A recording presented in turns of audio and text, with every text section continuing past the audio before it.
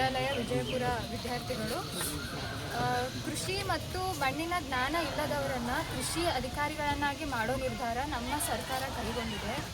ಇದನ್ನು ಯಾರ ಹಿತಾಸಕ್ತಿಗಾಗಿ ಮಾಡ್ತಾ ಇದೆಯೋ ಅಂತ ನಮಗೆ ತಿಳಿದಿಲ್ಲ. ಒಟ್ಟಿನಲ್ಲಿ ಕೃಷಿ ಪದವೀಧರರಿಗೆ ಇದರಿಂದ ತುಂಬ ನಷ್ಟ ಆಗ್ತಾ ಇದೆ. ಹಾಗಾಗಿ ನಮ್ಮ ಕೆಲವು ಮನವಿಗಳನ್ನು ಸರ್ಕಾರ ಈಡೇರಿಸಬೇಕು. ಇದರಿಂದ ಭವಿಷ್ಯದಲ್ಲಿ ರೈತ ಕ್ಷೇತ್ರಕ್ಕೆ ಮತ್ತು ಕೃಷಿ ಕ್ಷೇತ್ರಕ್ಕೆ ಯಾವುದೇ ರೀತಿಯ ಧಕ್ಕೆ ಉಂಟಾಗಲ್ಲ. ಹಾಗಾಗಿ ಸರ್ಕಾರ ನಮ್ಮ ಮನವಿಗಳನ್ನು ಈಡೇರಿಸಬೇಕಾಗುತ್ತೆ. ನಮ್ಮ ಮನವಿಗಳೇನೆಂದರೆ, ಮೊದಲನೆಯದು ICAR ಮಾನ್ಯತೆ ಇರತಕ್ಕಂಥ ಕೃಷಿ ಪದವಿಗಳನ್ನು ಮಾತ್ರ AO ಮತ್ತು AO ಇಂತಹ ಕೃಷಿ ತಾಂತ್ರಿಕ ಹುದ್ದೆಗಳಿಗೆ ಆಯ್ಕೆ ಮಾಡ್ಕೋಬೇಕು. ಅದನ್ನು ಬಿಟ್ಟು ರೈಟ್ ಟೆಕ್ನಾಲಜಿ ಯೂನಿವರ್ಸಿಟಿಯ, ಇದು ಖಾಸಗಿ ವಿಶ್ವವಿದ್ಯಾಲಯ, ಈ ಯೂನಿವರ್ಸಿಟಿಯ ವಿದ್ಯಾರ್ಥಿಗಳನ್ನು ಅಂದರೆ BSc ಅಗ್ರಿಕಲ್ಚರ್ ಮತ್ತು BE ಬಯೋಟೆಕ್ನಾಲಜಿ ಇಂಜಿನಿಯರಿಂಗ್ ವಿದ್ಯಾರ್ಥಿಗಳನ್ನು ಕೂಡ ಆಯ್ಕೆ ಮಾಡ್ಕೋಬೇಕಂತ ಈ ಪ್ರಸ್ತುತ ಅಧಿಸೂಚನೆಯಲ್ಲಿ ಹೊರಡಿಸಿದ್ದಾರೆ. ಹಾಗಾಗಿ ತಕ್ಷಣ ಕರ್ನಾಟಕ ಪರೀಕ್ಷಾ ಪ್ರಾಧಿಕಾರ ಈ ಡಿಗ್ರಿಗಳನ್ನು ಅಂದರೆ BE ಬಯೋಟೆಕ್ನಾಲಜಿ ಇಂಜಿನಿಯರಿಂಗ್ ಮತ್ತು BSc ಅಗ್ರಿಕಲ್ಚರ್ ರೈಟ್ ಟೆಕ್ನಾಲಜಿ ಯೂನಿವರ್ಸಿಟಿದು ಪದವಿಗಳನ್ನು ಅರ್ಹತಾ ಪಟ್ಟಿಯಿಂದ ಶೀಘ್ರದಲ್ಲಿ ತೆಗೆದುಹಾಕಬೇಕು. ಪ್ರತಿ ವರ್ಷ ಇನ್ನೊಂದು ಬೇಡಿಕೆ, ಪ್ರತಿ ವರ್ಷ AO ಮತ್ತು AAO ಹುದ್ದೆಗಳ ನೇಮಕಾತಿಯನ್ನು ಕಡ್ಡಾಯವಾಗಿ ನಮ್ಮ ರಾಜ್ಯದಲ್ಲಿ ಮಾಡಬೇಕು. ಮತ್ತು ಇದರಿಂದ ಈ ಸರ್ಕಾರದ ಗೊಂದಲಗಳಿಂದ ಸಮಯ ನಷ್ಟ ಆಗಿದೆ. ಹಾಗಾಗಿ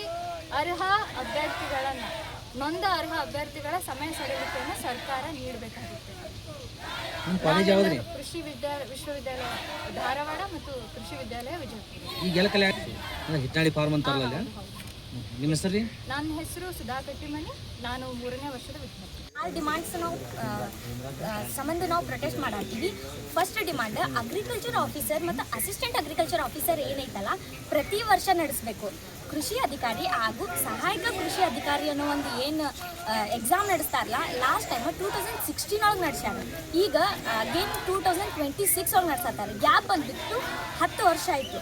ಸರ್, ಈಗ ನೋಡಿದ್ರೆ 10 ವರ್ಷ ನಮ್ಗಿಂತ ದೊಡ್ಡವರಿಗೂ ಮತ್ತು ಈಗ ಕಲಿತಂಥ ಸ್ಟೂಡೆಂಟ್ಸಿಗೂ ಕಾಂಪಿಟೇಷನ್ ನೋಡಿದ್ರೆ ಆಬ್ವಿಯಸ್ಲಿ ಅವ್ರಿಗೆ ಹೆಚ್ಚು ನಾಲೆಜ್ ಇದ್ದೇ ಇರ್ತೈತಿ. ಯಾಕಂದ್ರೆ ಅವ್ರು BSc ಮಾಡಿರ್ತಾರೆ, MSc ಮಾಡಿರ್ತಾರೆ, PhD ಮಾಡಿರ್ತಾರೆ. ನಾವು ಜಸ್ಟ್ BSc ದಿಂತ ಪಾಸ್ಔಟ್ ಆಗಿರ್ತೀವಿ.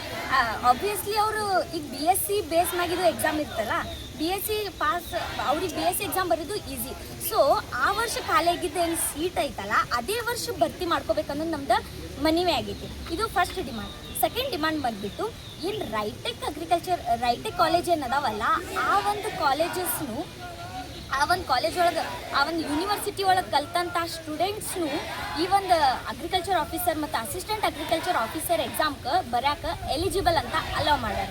ಸರ್, ಅವರು UGC ಅಂದರೆ ಯೂನಿವರ್ಸಿಟಿ ಗ್ರಾಂಟೆಡ್ ಪರ್ಮಿಷನ್, ಅದ್ರ ಪ್ರಕಾರ yes he is eligible to take the degree certificate.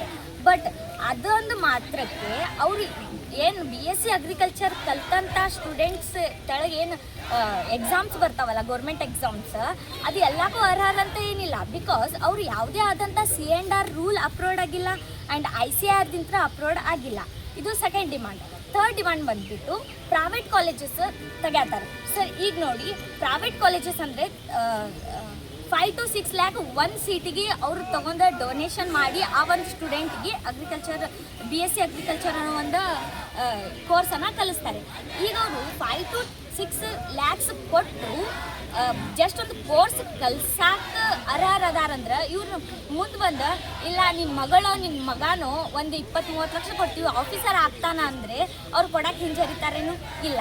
ನಾವು ಬಂದಿದ್ದು ಎಲ್ಲ ಮೆರಿಟ್ ಮ್ಯಾಗ, ಪ್ರಾಕ್ಟಿಕಲ್ ನಾಲೆಜ್ ಮ್ಯಾಗ. ಸೊ ಅವರೆಲ್ಲ ಡೊನೇಷನ್ ಕೊಟ್ಟು ಬರ್ತಾರೆ. ಸೊ ಅಗ್ರಿಕಲ್ಚರ್ ನಿಮಗೆ ನಂಬರ್ ಆಫ್ ಕಾಲೇಜಸ್ ಇನ್ಕ್ರೀಸ್ ಮಾಡೋದೇ ಇತ್ತಂದ್ರೆ, ನಿಮಗೆ ನಂಬರ್ ಆಫ್ ಕಾಲೇಜ್ ಇನ್ಕ್ರೀಸ್ ಮಾಡೋದೇ ಇತ್ತಂದ್ರೆ, ಸ್ಟೂಡೆಂಟ್ಸ್ ಕಾಂಪಿಟೇಷನ್ ಇನ್ಕ್ರೀಸ್ ಮಾಡೋದೇ ಇತ್ತಂದ್ರೆ ಗೌರ್ಮೆಂಟ್ ಕಾಲೇಜಸ್ ಇನ್ಕ್ರೀಸ್ ಮಾಡಿರಿ, ಪ್ರೈವೇಟ್ ಕಾಲೇಜಸ್ ಇನ್ಕ್ರೀಸ್ ಮಾಡಬೇಡ್ರಿ. ಯಾಕಂದ್ರೆ ಈಗ ಏನಾದ್ರೆ by chance private colleges increase ಮಾಡಿದ್ರಂದ್ರೆ ನಮಗೆ ಇಂಜಿನಿಯರಿಗೆ BSc ನರ್ಸಿಂಗ್ ಏನು ಮಾಡ್ತಿದ್ದಾರಲ್ಲ ಅವರಿಗೆ ನಮಗೆ ಯಾವುದೇ ಆದಂಥ ಫರಕೆ ಬೀಳೋದಿಲ್ಲ. ಅವರು ಪ್ರೈವೇಟ್ ಕಾಲೇಜಸ್ ತೆಗೆದು ಬೀದಿಗೆ ಬಂದಾರೆ, ನಾವು ಬೀದಿಗೆ ಬರಬೇಕಾಗ್ತೈತಿ. ಸೊ ನಮ್ಮ ಪ್ರೊಟೆಸ್ಟ್, ನಮ್ಮ ಥರ್ಡ್ ಮನವಿ ಇದು ಆಗಿರ್ತೈತಿ. ಆ್ಯಂಡ್ ಫೋರ್ತ್ ಮನವಿ ಏನಪ್ಪ ಅಂದ್ರೆ, ಬಯೋಟೆಕ್ನಾಲಜಿದವರಿಗೂ ಅಲೋ ಮಾಡತ್ತಾರೆ ಸರ್. ಅವ್ರಿಗಿದ್ದು ಇಂಜಿನಿಯರಿಂಗ್ ಕೋರ್ಸ್, ಅವ್ರಿಗಿದ್ದು ಟೆಕ್ನಿಕಲ್ ನಾಲೆಜ್, ನಮಗಿದ್ದು practical knowledge. So by chance ಅವ್ರು ಆಫೀಸರ್ ಆದರೂ ಅಂದ್ರೂ ಅವ್ರು ಮುಂದೆ ಬಂದು ಕೃಷಿ ರೈತರಿಗೆ ಯಾವ ಥರದ ಸಜೆಷನ್ ಮಾಡ್ತಾರೆ. ಅವರಿಗೆ ಮಣ್ಣಿನ ಬಗ್ಗೆ ಗೊತ್ತಿರಲ್ಲ, ಯಾವುದೇ ಕ್ರಾಪ್ ಬಗ್ಗೆ ಗೊತ್ತಿರಲ್ಲ, ಯಾವುದೇ ಡಿಸೀಸ್ ಬಗ್ಗೆ ಗೊತ್ತಿರಲ್ಲ. ನಾವು 60 to 64 ಫುಲ್ ಒಂದು ಕ್ರಾಪ್ ಬಗ್ಗೆನೇ ಓದಿರ್ತೀವಿ. ಪ್ಲೀಸ್ ಅವರಿಗೆ ಅಲೋ ಮಾಡಬೇಡ್ರಿ ಅಂತ ನಮ್ದೊಂದು ಮನವಿ. ಆ್ಯಂಡ್ ದೇಸಿ ಪ್ರೋಗ್ರಾಮ್ ಅಂತ ಬರ್ತೈತಿ. According to this DESI programme ಅವ್ರೇನು ಮಾಡ್ತಾರಪ್ಪ ಅಂದ್ರೆ 1 ಇಯರ್ ಒಳಗೆ ಬ್ರೀಫಾಗಿ ಕೃಷಿ ಬಗ್ಗೆ ಹೇಳ್ಕೊಡ್ತಾರೆ, ಇಲ್ಲ ಅನ್ನಲ್ಲ. ಬಟ್ ಅದ್ರೊಳಗೆ ಯಾರ್ಯಾರಿಗೆ ಅಲೋ ಮಾಡಿರ್ತಾರೆ ಫಸ್ಟ್ ತಿಳ್ಕೊಬೇಕಲ್ಲ.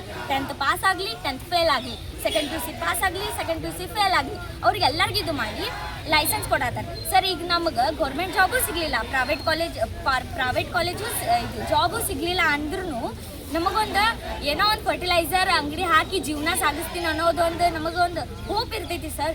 ಅವರು ಈಗ 60 ಫರ್ಟಿಲೈಸರ್, ಬೀದಿಗೊಂದು ಫರ್ಟಿಲೈಸರ್ ಅಂಗಡಿ ಆದ್ರೆ ನಮ್ಮನ್ನ ಯಾರು ಕೇಳ್ತಾರೆ? ಸೊ ನಮಗಿಲ್ಲಿ ಎಲ್ಲ ರೀತಿಯಿಂದ ಅನ್ಯಾಯ ಆಗತ್ತೈತಿ. ಪ್ಲೀಸ್ ನಮ್ಮ ಸ್ಟೂಡೆಂಟ್ಸ್ ವತಿಯಿಂದ ಇದೊಂದು ಹೇಳಕ್ಕೆ ಇಷ್ಟಪಡ್ತೀನಿ. ಪ್ಲೀಸ್ ಎಲ್ಲರೂ ನನ್ನ ಹೆಸರು ಅಂಬಿಕಾ ಕೆಂಗ್. ಕೃಷಿ ಮಹಾವಿದ್ಯಾಲಯ ವಿಜಯಪುರ, ಕೃಷಿ ವಿಶ್ವವಿದ್ಯಾಲಯ ಧಾರವಾಡದ ವಿದ್ಯಾರ್ಥಿಗಳು ಎಲ್ಲರೂ DC ಆಫೀಸಿಗೆ ಕೂಡಿದ್ದಾರೆ. ಏಕೆಂದರೆ ಕೃಷಿ ಅಧಿಕಾರಿ ಮತ್ತು ಸಹಾಯಕ ಕೃಷಿ ಅಧಿಕಾರಿಗಳು ಏನು ನೇಮಕಾತಿಯನ್ನು ನಮ್ಮ ರಾಜ್ಯ ಸರ್ಕಾರ ಹೊರಡಿಸಿದೆ, ಅದರಲ್ಲಿ ಬಯೋಟೆಕ್ನಾಲಜಿ ಮತ್ತು ಅವರು ICAR ಅಕ್ರಿಡಿಟೆಡ್ ಆಗಿರಲ್ಲ, ಅವರಿಗೆ ಅನುಮತಿ ಕೊಡಲಾಗಿದೆ. ಆದ ಕಾರಣ ನಮ್ಮ ಎಲ್ಲ ವಿದ್ಯಾರ್ಥಿ ಸಂಘ ಮತ್ತು ನಮ್ಮ ಎಲ್ಲ ವಿದ್ಯಾರ್ಥಿಗಳ ಮನವಿ ಏನೆಂದರೆ ಅವರನ್ನು ಕೈ ಬಿಟ್ಟು ಸರ್ಕಾರ ಹೊಸ ಅಧಿಸೂಚನೆಯನ್ನು ಹೊರಡಿಸಬೇಕು. ಮತ್ತು ಏನು ಪ್ರತಿ ವರ್ಷ ಏನು ಫಸ್ಟಿಗೆ ಮಾಡ್ತಿದ್ರು, ಪ್ರತಿ ವರ್ಷ ನೇಮಕಾತಿಯನ್ನು ಹೆಂಗೆ ಮಾಡ್ತಿದ್ರು ಅದೇ ರೀತಿಯಾಗಿ ಈ ವರ್ಷನೂ ಪ್ರತಿ ವರ್ಷ ಹೆಂಗೆ ಮಾಡ್ತಾರಲ್ಲ ಅದೇ ರೀತಿಯಾಗಿ ಮಾಡಬೇಕಾಗಿ ವಿನಂತಿಯನ್ನು ಕೋರುತ್ತಿದ್ದೇವೆ. ಮತ್ತು ಪ್ರೈವೇಟ್ ಯೂನಿವರ್ಸಿಟೀಸ್ ಏನು ಮಾಡ್ತಾ ಇದ್ದಾರಲ್ಲ, ಪ್ರೈವೇಟ್ ಕಾಲೇಜಿಗೆ ಅಕ್ರಿಡೇಷನ್ ಏನು ಕೊಡ್ತಾ ಇದ್ದಾರಲ್ಲ ನಮ್ಮ ಸರ್ಕಾರ, ಅದನ್ನು ಕೈ ಬಿಟ್ಟು ನಮ್ಮ ಏನು ರೈತ ಮಕ್ಕಳನ್ನು ಏನು ಓದ್ತಾ ಇದ್ದಾರಲ್ಲ, ಓನ್ಲಿ ಅಗ್ರಿಕಲ್ಚರ್ ಫಾರ್ ರೈತರು ಅಂತ ಮಾಡ್ತಾ ಇದೀವಲ್ಲ, ಅದನ್ನು ಕಂಟಿನ್ಯೂ ಮಾಡಬೇಕಾಗಿ ವಿನಂತಿ ಕೋರುತ್ತಿದ್ದೇವೆ. ನಿಮ್ದು ಏನೊಂದು ಬೇಡಿಕೆ ಹೆಂಗೋ ಪಾಸ್ ಆಗಿ ಬಂದಿರ್ತಾರ ದೇಸಿ ಪ್ರೋಗ್ರಾಮ್ ಏನ್ ಮಾಡ್ತಾ ಇದಾರಲ್ಲ ನಮ್ಮ ಕೃಷಿ ಇಲಾಖೆ ಮತ್ತು ನಮ್ಮ ಯೂನಿವರ್ಸಿಟೀಸು ಅಟ್ಯಾಚ್ ಮಾಡೇ ಮಾಡ್ತಾ ಇದ್ದಾರೆ ಸರ್. ಅದನ್ನು ತಡೆ ಹಿಡಿಬೇಕು. ಅದರಲ್ಲಿ ಮಾನದಂಡ ಏನಂದ್ರೆ ಇವ್ರದ್ದು ಅದು 10th ಪಾಸ್ ಆಗಿರಲಿ, ಫೇಲ್ ಆಗಿರಲಿ, ಮತ್ತು ಏನು PUC ಪಾಸ್ ಆಗಿರ್ತಾರಲ್ಲ ಅವರಿಗೆ ಒಂದು ಅಪ್ಲಿಕೇಶನ್ ಕರೀತಾರೆ ಸರ್. ಒಂದು ಪ್ರಿಸ್ಕ್ರೈಬ್ಡ್ ಫೀಸ್ ಕಟ್ಕೊಂಡು ಅವರಿಗೆ ಒಂದು ಇದನ್ನು ಮಾಡ್ತಾರೆ ಸರ್, ಒಂದು ಕೋಚಿಂಗ್ ಕೊಡ್ತಾರೆ. 1 ವರ್ಷದಲ್ಲಿ ಅವರಿಗೆ ಫರ್ಟಿಲೈಸರ್ ಶಾಪ್ ಹಾಕಿ ಪರ್ಮಿಷನ್ ಕೊಡ್ತಾರೆ. ನಾವು 4 ವರ್ಷ ಕಲ್ಕೊಂಡು ನಮಗೆ ಕೊಡಲ್ಲ ಸರ್. ಈ ರೀತಿ ಆದ್ರೆ ಹಾ ಸರ್, ಒಂದು ಲೆಕ್ಕದಾಗ ಹಂಗೆ ಹೇಳಲ್ಲ ಸರ್. ಬಟ್ ನಾವು ಹೇಳ್ತಾ ಇರೋದೇನ ಅವರಿಗೆ ತೆಗಿಬೇಕು. ನಾವು ನಿಮ್ಮ ಲಾಯಕಲ್ಲ ಅಂತ ವ್ಯಕ್ತಿಗೆ ಅಂಗಡಿ ಒಪ್ಕೋತೀವಿ ಸರ್. ನಾವು ಇದನ್ನ 4 ವರ್ಷ BA ಸಬ್ಜೆಕ್ಟ್ ಓದಿರ್ತೀರಿ, ನೀವು ಹೇಳಿದ್ರೆ ನಾವು ಒಪ್ಕೋತೀವಿ ಸರ್. ಯಾಕೆ ಸರ್ ನಾವು ನಮ್ಮ ಪ್ರೊಫೆಷನಲ್ ಡಿಗ್ರಿ ನಾವು ಓದ್ಕೊಂಡು ಅವ್ರಿಗೆ ಕೊಡೋದು ಸರ್? ಈಗ ಎಕ್ಸಾಂಪಲ್ ಹೇಳ್ತೀವಿ ಸರ್, ನಾವು ಈಗ ಮೆಡಿಕಲ್ ಈಗ ಏನು ಮಾಡ್ತಾರಲ್ಲ sir, B Pharma D Pharma, ಈಗ ನಾರ್ಮಲ್ 10th ಪಾಸ್ ಆಗೋನಿಗೆ ಕೊಡ್ತಾರೇನು ಸರ್? ಅವರು ಕೊಡಲ್ಲ. ಅದೇ ರೀತಿ ನಮಗೂ ನಮ್ದು ಏನು ಪ್ರಿಸ್ಕ್ರೈಬ್ಡ್ ಏನಿದಾವೆ ಅದೇ ರೀತಿಯಾಗಿ ಹೋಗ್ಬೇಕಂತ ನಮ್ಮ ವಿನಂತಿ ಸರ್ ಸರ್ಕಾರಿಗೆ ಮಾಡ್ತಾ ಇರೋದು. ನಿಮ್ಮ ಹೆಸರು? ಮೊಹಮ್ಮದ್ ಅಮೀರ್ ಅಂತ, MSc agriculture student, college of agriculture Vijayapura.